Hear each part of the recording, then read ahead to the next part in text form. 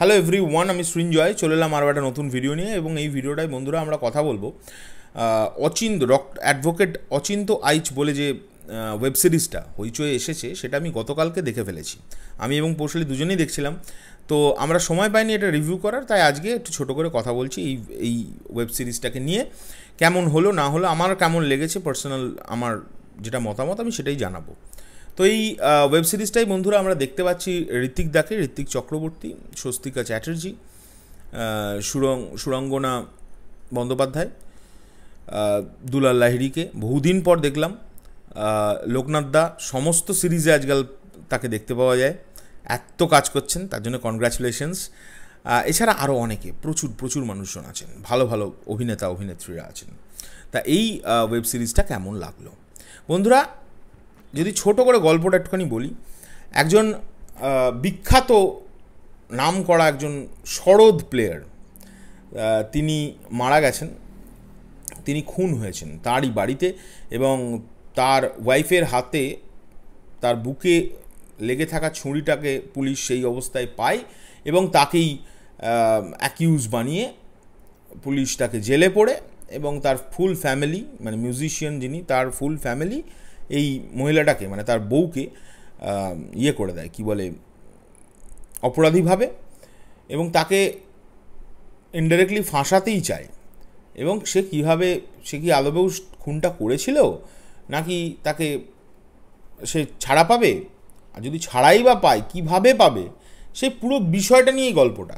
এবং অবশেষে একজন ব্যর্থ উকিল সেই মহিলাটার কেসটা নেয়।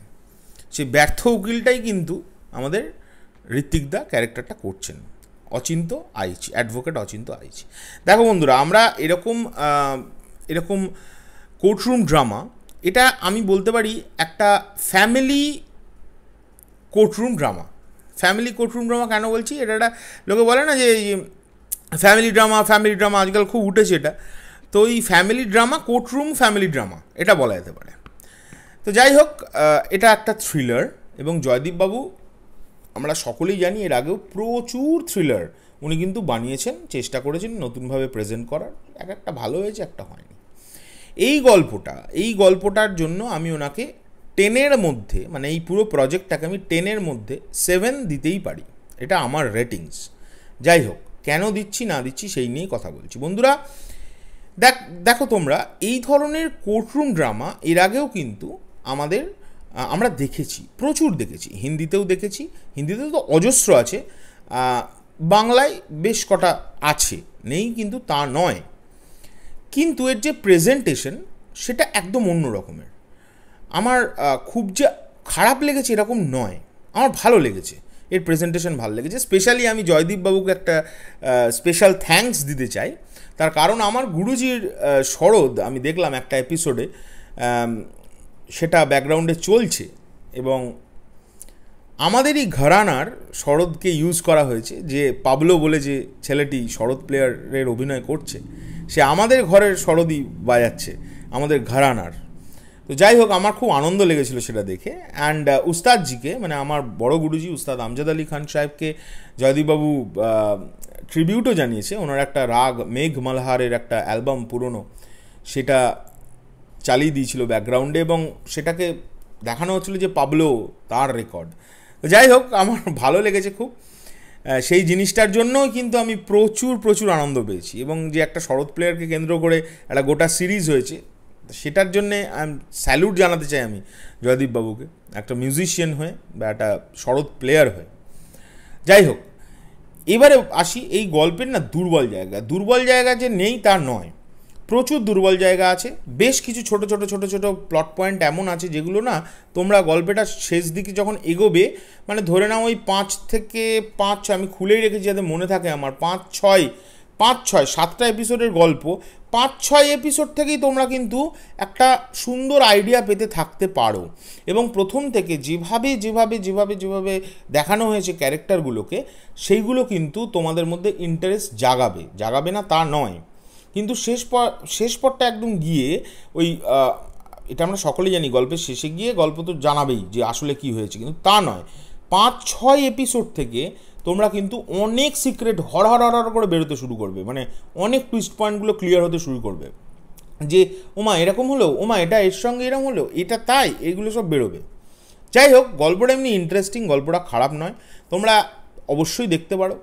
এবং সুরঙ্গনার অভিনয় নিয়ে যদি বলি, দুর্দান্ত অভিনয় করেছে সুরঙ্গনা, আমার খুব পছন্দ হয়েছে এখানে সুরঙ্গনার অভিনয়। ঋত্বিক দাকে নিয়ে কি আর বলার আছে, ঋত্বিক দা কিরাম অভিনেতা, আমি খারাপ বললেও লোকে জানবে, আমি ভালো বললেও লোকে জানবে ঋত্বিক দা কত বড় অভিনেতা।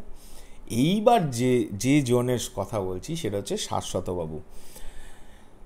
কি বলবো, অসাধারণ একজন অভিনেতা, কিন্তু ওনাকে না এখানে এই সাদা গোঁপে আমার একদম ভাল লাগেনি, এটা খুব পরিষ্কার কথা বলছি।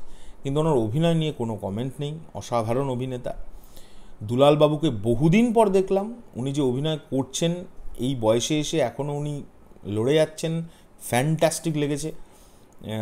প্রচণ্ড স্মার্ট ডেলিভার্ড ডায়লগ, এবং একটি বাচ্চা ছেলে ছিল যার সঙ্গে একটু সরে বসুন সিনেমায় পৌশালীরাও কাজ করেছে, তো সেই বাচ্চা ছেলেটির অভিনয় খুব ভালো লেগেছে এই গল্পে। যাই হোক, টোটাল সব কিছু মিলিয়ে একটা ওয়ান টাইম ওয়াচের মতো ওয়েব সিরিজ লেগেছে এটা, তোমরা দেখতে পারো।